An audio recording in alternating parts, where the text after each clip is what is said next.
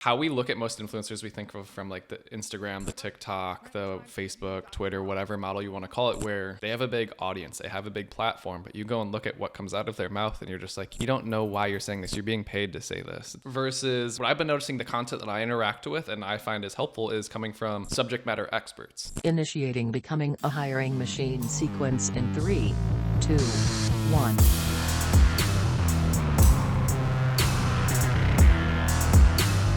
Hey everyone, it's Sam Keenley, and welcome back to Becoming a Hiring Machine. This is the show dedicated to fixing recruitment by going beyond saying what needs to change and instead teaches you how to make that change. Today, we've got a great trending topics episode ahead of us, but before we get into that, I just want to tell you a little bit about the show. Essentially, we have shows within the show here. Some days we have interviews with industry thought leaders and others who are shaking up the space, while other days like today, we cover trending topics. Stop by every Tuesday for Tactical Tuesday, where we go deep on how to do something that's going to help you drive better results in your day-to-day. Some days we open up for Q&A, and occasionally you get a mic drop episode from Matt where he shares something that he's been thinking about within the recruitment space and wants you to know. Now, as a reminder, if you like the content that we share here on the show, make sure that you subscribe for more. All right, today's trending topic. Every year, LinkedIn releases their annual list of big ideas that they think are going to help shape the year ahead. So last year, Lex and I covered this with their 2024 predictions, episode 55 for those of you who are curious. And so naturally, we have to bring it back this year to go over what they've got mapped out for us in 2025. So we've honed in on 3 for today's chat, but we'll make sure that we link out to the full article in the show notes so you all can take a look at all of the others. So here to unpack this year's big ideas is your favorite trending topics co-host, Lex. Lex, welcome. Thank you. Happy to be here. Yeah, like you said, this is something that we did last year. Last year's list was a little bit bulkier. LinkedIn had, I think, 41 big ideas that would shape 2024. This year, they only had 25. So my takeaway from the list and how much more vague and unclear some of these things are compared to last year is that LinkedIn is just as confused as the rest of us about what 2025 will hold. I think there's a lot of questions, more questions than there are answers, and maybe too many questions to make as many bold predictions as they did last year. Yeah, I think they're just deferring to all the thought leaders in this space who are just going to say, email's dead, SEO's dead, cold calling's dead. They're just saying, we'll let the people speak for us this year instead. Exactly. Yeah, I know. I just was laughing as I was going down the list. I was like, this is a marked difference from how bold some of the claims and predictions they made last year were, and just how kind of creative a lot of them were. I noticed a trend that a lot of the predictions that they have for 2025 are actually just trends that we've already seen starting to play out throughout 2024, that they're just now kind of saying this will be a dominant factor in 2025. So I think maybe there's a little bit more realism here than there was last year. Yeah. These things are more likely to occur than some of the big ideas that they had last year were. But yeah, honed in on 3 of them that I think are particularly interesting for recruiters and that are also, in my estimation, likely to play out just given what we've already seen contextually. Okay. Perfect. Well, we're gonna be on it this episode. We're gonna try to get this one quick and easy for y'all. Sometimes I know we like to chat about this, so promise we're gonna try to keep this one under 25 minutes for everyone listening. Exactly. Yeah, there's only 3, so we can do it. So the first one is around the concept of millennial CEOs. This is something that there's starting to be more millennials moving up in the workforce. In the past 2 decades, we've definitely seen the dominating conversation around CEOs has been kind of this like founder mode, corporate leader, the Mark Zuckerbergs, the Brian Chesky's. This is kind of like the dominating image that you have when you think of a CEO. But we're starting to get to this place where, the oldest millennials are 44 this year. They're starting to overtake Gen X in the workforce as far as corporate leadership goes. And as that starts to happen and more millennials replace Gen X as leaders of companies, the dynamics of those companies and that workforce starts to shift as well. And so this is just kind of one of those things where, naturally we're heading to this tipping point where there are more millennial leaders than Gen X leaders in the workforce. And it starts to create some bigger conversations around what does a millennial-led workforce look like. One thing that I thought was really interesting is this is often the trend here is these non-founder millennials are now becoming the CEO rather than the pipeline to being the CEO, being founding a company. Now you're having these kind of lifers at a company who have worked their way up, have been at the company for decades, or who have just kind of climbed the corporate ladder, bouncing from one company to another to be in a leadership role. I was shocked by this. Red Lobster's CEO is only 35 years old, which is wild. And they need some new blood. They do. I'm not going to pull punches with that one. That's not a bad call. They desperately need some new blood. The crazier thing, though, about it is that he was previously the CEO of PF Chang's for 4 years. So at 31, he was CEO. So I think they made the right move bringing him in to try to change things. Kickstarter CEO is also in his 30s, as is Instacart's CEO. So there's just a lot of this movement of people in their mid 30s at the helm of large companies. I think actually EQT Corporation is a $20 billion natural gas firm, and their CEO is not even 40, and he's been in that position for 5 years. So this is just one of those things where that would have been almost unheard of a decade ago. We're starting to have a little bit more of this open mind about younger leaders and millennial leaders in general. And I think it's a really interesting thing to watch play out. Mm-hmm. Yeah. Skills and expertise over years of experience. We all know that just because you have 10 years of experience doesn't mean that you have 10 years of skills and expertise. And that plays out differently. So I'm not mad about this. I mean, it's kind of going back to, you see it with, it's like the Ray Dalio book where they talk about the meritocracy. So the best idea wins. And I think that's a better place to be at. Not like just because you've sat at this table for 20 years, your voice should be louder, but who's making the best decisions? Who's bringing the best ideas that are going to help us grow as a company moving forward? I like it. It seems to be embracing that more.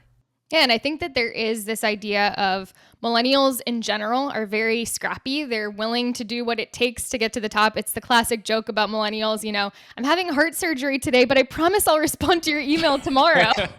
I think that there is a little bit of this dynamic that starts to come out of, millennials are very empathetic, but they're also in general very addicted to work and have very little work-life boundaries and balance. And so I'm curious to see what that looks like when we have a large number of millennials as leaders.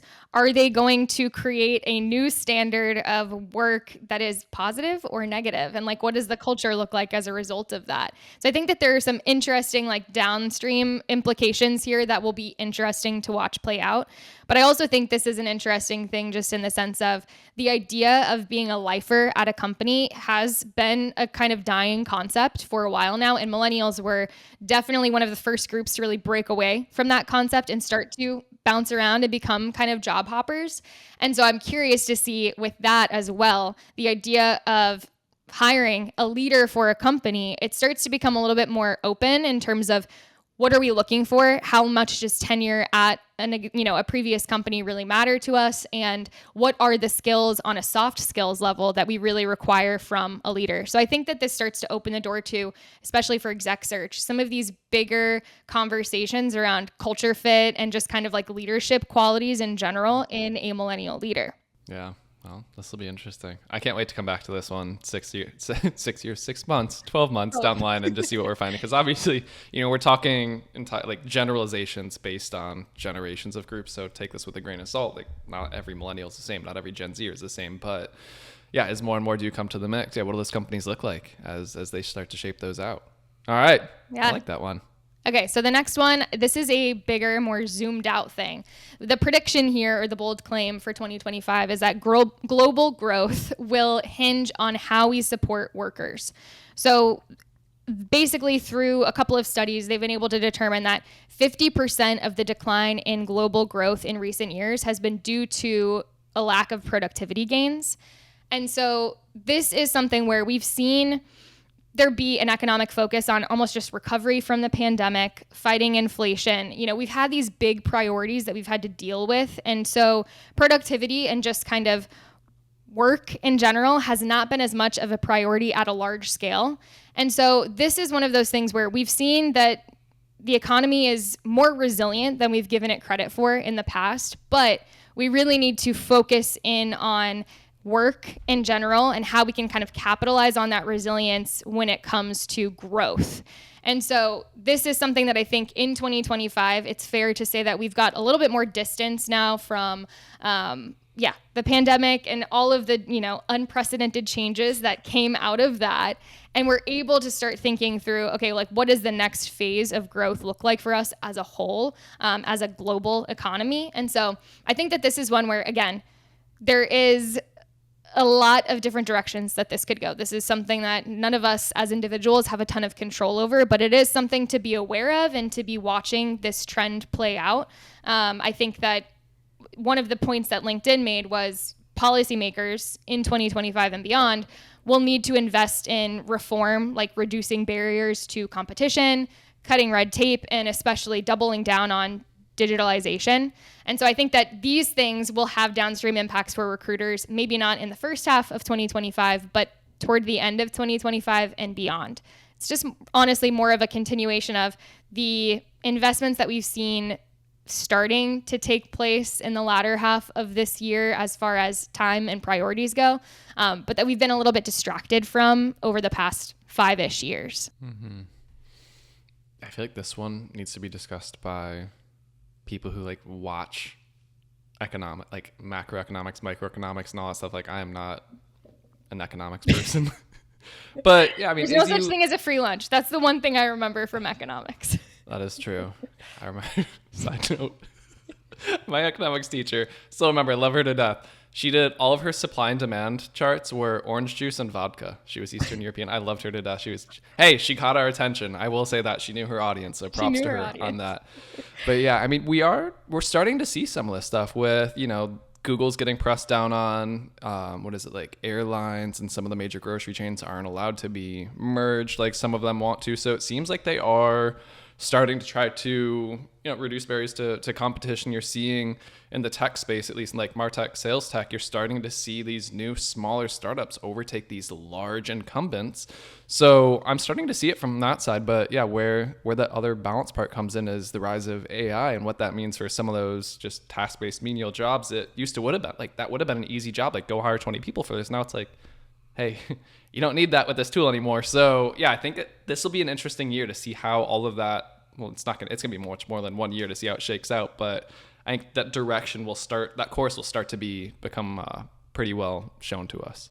Definitely. And I think one of the biggest things that we'll notice throughout the course of 2025 related to this is certain industries starting to gain a bit more momentum than maybe we've previously seen. And so one of the biggest ones that, we're predicting to see a major uptick in is cybersecurity. That is one of the industries that's growing the fastest within the past 5 years. And so there's just kind of like different things that are going to start coming out of this conversation where it's like, okay, we've got the macro and then we've got the slightly less macro, and then we can kind of keep going down. And so I think that it'll be really interesting over the next 6 to 12 months to kind of see, all right, industries that have been starting to pick up steam, which ones start to have exponential growth, and what does that mean for niching down as a recruiter or starting to almost open up other streams of business opportunities, and how can you start to leverage that to grow your business? So I think that this is one of those things where, again, it's almost too macro for us to make any really big, bold claims about at this moment. But I do think that this is something to watch and be aware of, because we all know things are changing. We all know things are changing more rapidly than they have in the past. And that will only continue to accelerate with the age of AI that we live in.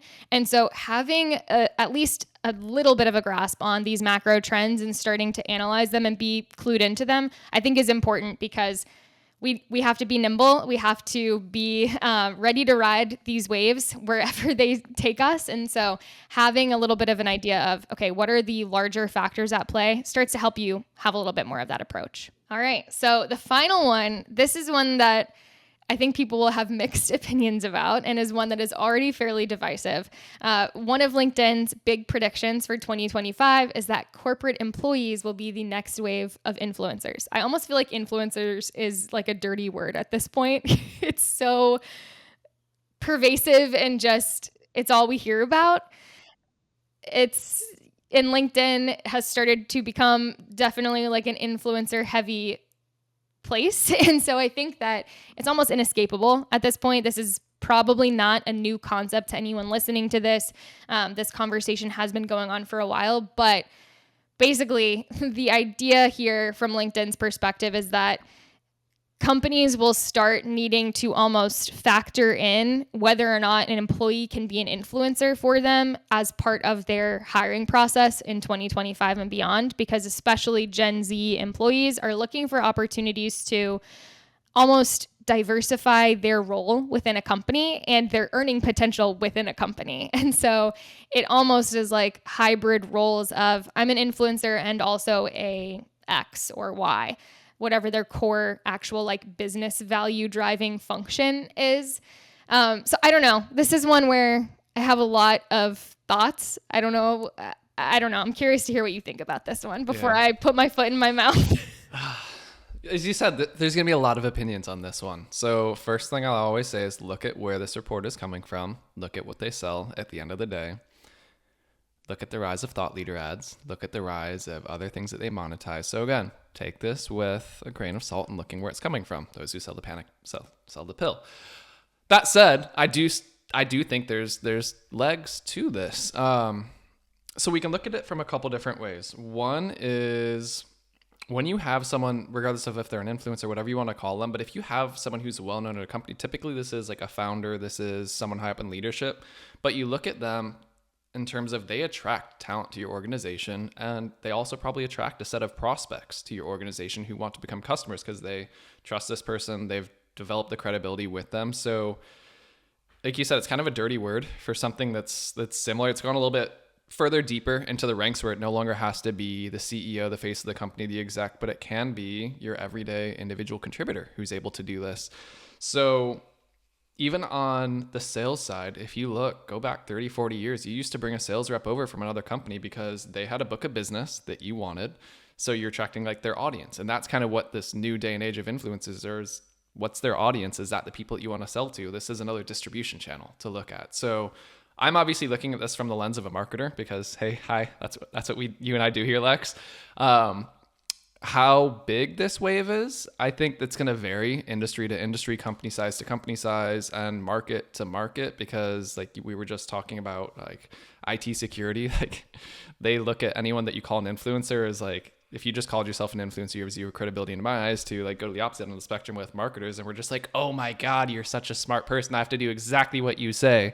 So there's a range of this where it's not going to be equal to everyone, but yeah, that's my gut take on it. So curious now that you sound like you have an interesting or strong point of view on this as well. What yours is? Yeah, I mean, ultimately, I think that this is one of those things where I'm very wary of the fact that there is already a lot of digital noise out there. And so I think that an influencer strategy can be super effective, but I do think that finding the right people and creating the right content and partnering with them on things that actually have an impact or are valuable to your audience is really important. I think like one thing that does start to concern me is, I don't know what to call this, the samification of content across all mediums. You know, we're starting to see brands jumping on trends and starting to kind of create content that you would see on TikTok or, you know, Instagram or whatever it may be, and almost like trying to personify a brand a little bit too much, in my opinion. And so I think that, again, leveraging individual contributors who have a strong POV, who have a lot of information to share and can do so in an entertaining way is always going to be valuable. That's just going to take different shapes and, you know, different shapes and sizes over time. But I think that, again, it really comes down to not just checking a box, but really deciding how can we be strategic about this to ensure that it's effective and not just something we're doing because everyone else is doing it. Otherwise, it's just going to become another thing that people tune out from you, and it can actually damage your credibility over time. So I don't know. That's the biggest thing that I would say to be wary of is, as every single company starts to say, we need influencers, and they're all creating the exact same kind of content, what is it actually doing for you? And this is an expensive investment. One of the points that they were talking with an influencer who actually works for a hydration startup. They make electrolyte powder. She was basically saying the reality is that most of these influencers on a couple of brand deals can make a corporate salary. And so for them to be convinced to join a company and be in a contributor role and then also be doing influencing for the company, you really need to make sure that, one, you're paying them well, and two, that the long-term benefits and personal relationships that they're developing at the company are worth their time. And so this, I think, is just one of those can of worm situations where there are a lot of different impacts that can happen down the line for recruiters, for the companies themselves. And so for recruiters specifically, I would say if you are working with a company that is interested in kind of jumping into this influencer space, there are some important questions to ask and to make sure that you have a full understanding of what they're trying to accomplish by doing this. And I think that this is an opportunity for that strategic partnership role and talent advisory role of like, okay, exactly who is the kind of person that we're hoping to find here, and like what is the knowledge sharing ability that we want them to have, because we have a specific space and a specific audience that we're trying to speak to with this role. So it is almost a little bit of that marketing/recruitment hybrid that you have to have that brain for, of like, okay, what are the actual goals that they're trying to accomplish, and how can I find the right person to meet those goals? Yeah. And we call it an influencer here. They're calling it influencer. I do think it becomes important to start to define and break down like different subsets of influencers. Like influencers kind of the catch-all bucket.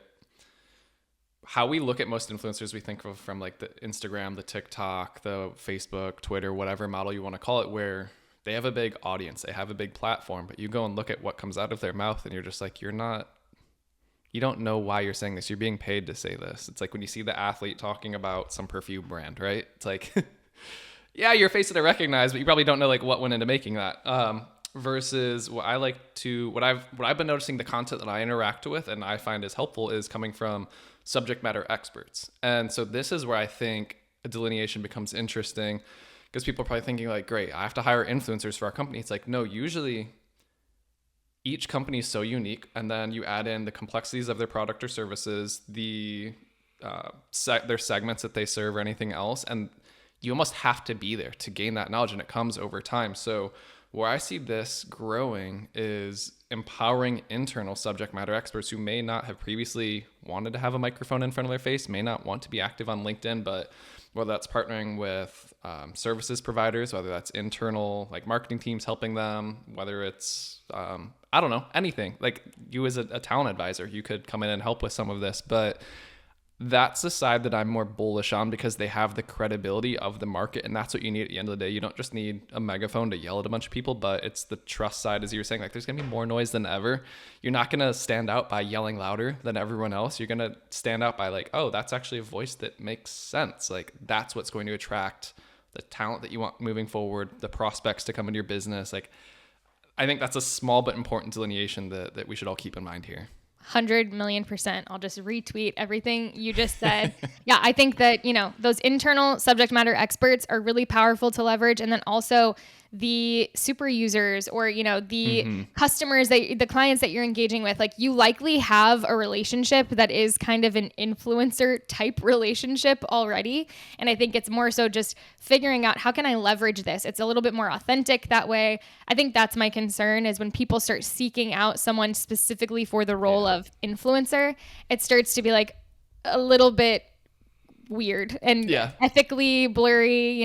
Does this person actually know what they're talking about, like you said? So I think that this is something that my fear at scale is that this creates, again, a lot of distrust and skepticism that negatively impacts even those who are not engaging in shady influencer tactics. But I think it creates an opportunity for those who are doing this really well and who are really putting out valuable content that comes from experts, trusted experts, to really stand out. And so again, there's some fears and trepidation that I have around this concept, but I do think that for those who are doing things the right way, you will start to see a positive impact from a concept like this. Yeah. Okay. Well, those are three good ones. We ranged the whole spectrum of that conversation. So we'll link out to the rest of these in the show notes. Other than that, any last second parting thoughts? No, just, 2025 is here, and there's a lot of things that we don't know about what will happen, but I think we all are cautiously optimistic about 2025 and what it could bring. So I'm just wishing everyone who's listening the best this year. Take it. All right. Well, Lex, thank you as always for coming to join us. Appreciate your ability to pull out good discussion points. Always blows my mind. So good conversation, good things for people to think about. And so as we wrap, Becoming a Hiring Machine is a production of Loxo. If you like this episode, but you're not sure where to go next, we do have a link to a similar one. You can find that in the description of your favorite podcast streaming platform, as well as on our website. Full video episodes are available on YouTube. If you have questions, send them to us at podcast@loxo.co. And lastly, if you did enjoy this episode, please make sure to leave us a quick rating in your podcast streaming platform. It only takes you 3 seconds, but it's going to help other recruiters like you to find us. So, all right, everyone, that's a show. That was another great Trending Topics episode with Lex. Until next time, bye, y'all.